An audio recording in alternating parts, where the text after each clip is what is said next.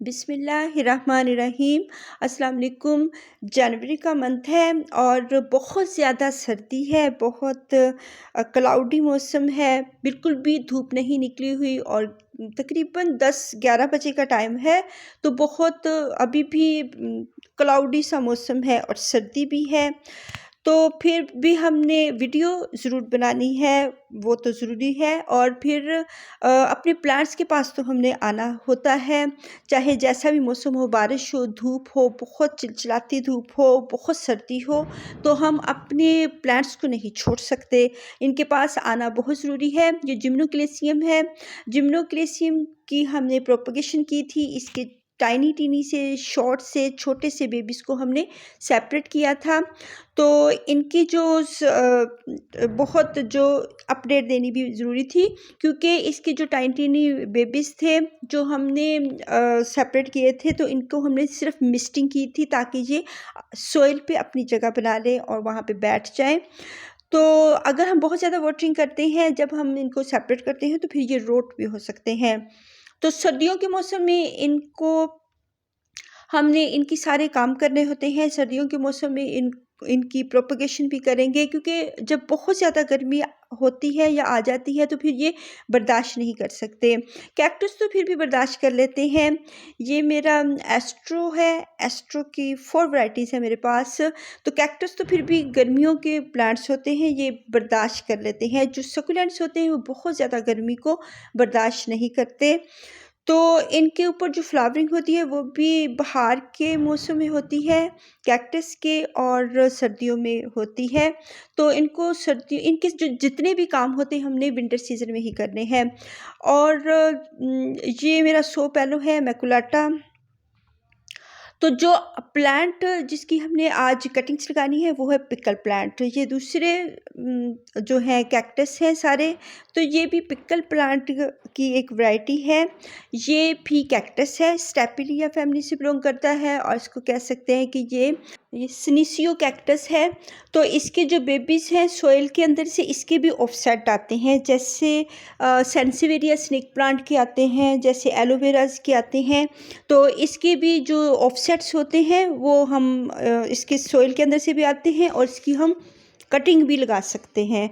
तो कटिंग्स इसकी बहुत इजीली हम सेपरेट कर सकते हैं इसको।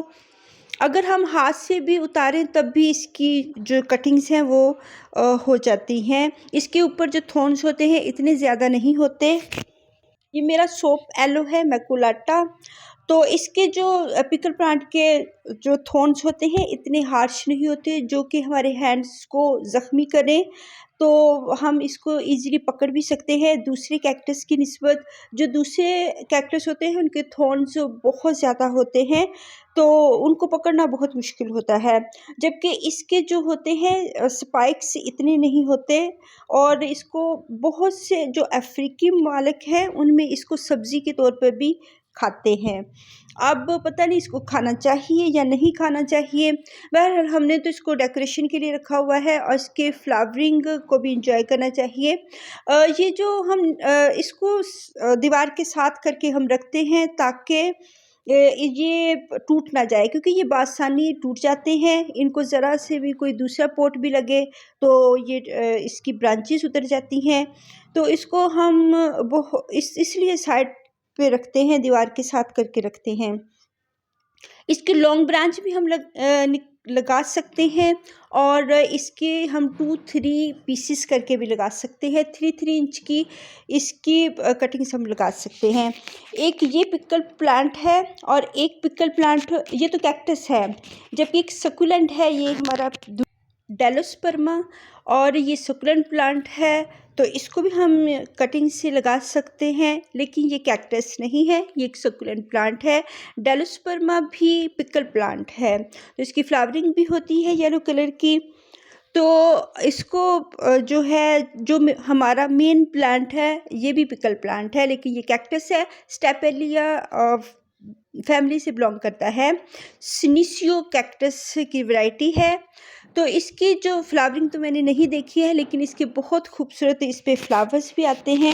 इसको हम इजीली कटिंग से लगा सकते हैं। इसके जो थॉर्न्स होते हैं ऊपर की साइड पे इसका फेस होता है, और ये ऊपरली साइड पे, इसलिए हम इस कटिंग्स की पहचान कर सकते हैं ऊपर वाला हिस्सा कौन सा है, नीचे वाला कौन सा है।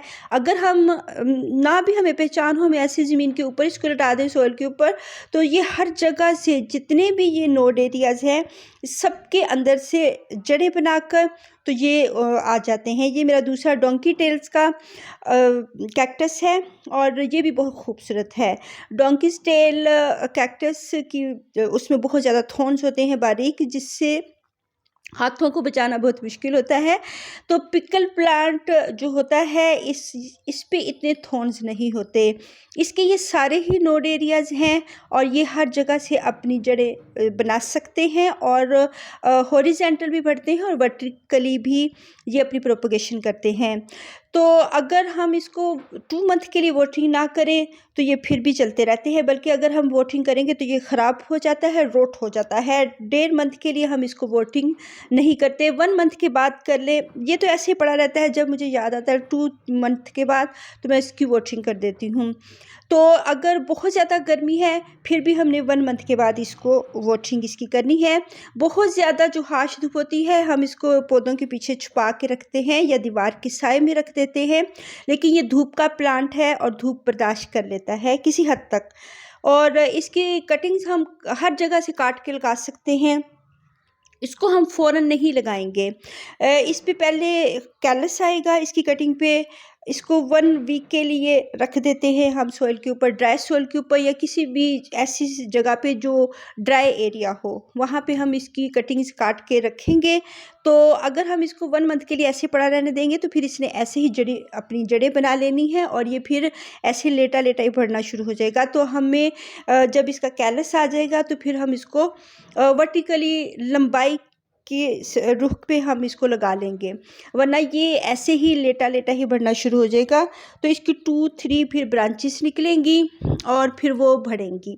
तो फिर हम इसको, अगर हम हॉरिजेंटल लगाना चाहें तो इसको हॉरिजेंटल भी लगा सकते हैं। जितने भी कैक्टस प्लांट्स होते हैं इनको ज़्यादा वाटरिंग की ज़रूरत नहीं होती, तो इसको हम कम पानी देंगे। अगर हमने इसकी रिपोर्टिंग करनी है तो साल में 1 मरतबा या 2 ईयर्स में इसकी हम रिपोर्टिंग कर सकते हैं।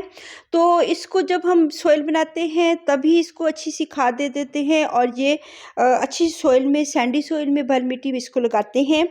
तो अगर इसकी सॉइल 1 साल में या 2 ईयर्स में इसका हमने पॉट चेंज करना है तो फिर भी हम इसको छोटा पॉट देंगे। इसको बहुत बिग पॉट में अगर लगाएंगे तो फिर वाटरिंग को कंट्रोल करना बहुत मुश्किल होगा।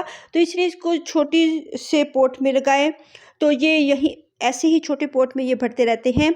अगर हमने इसकी 1 ईयर में इसकी रिपोर्टिंग नहीं करनी है तो हम इसको लिक्विड फर्टिलाइज़र साल में 1 मरतबा दे सकते हैं।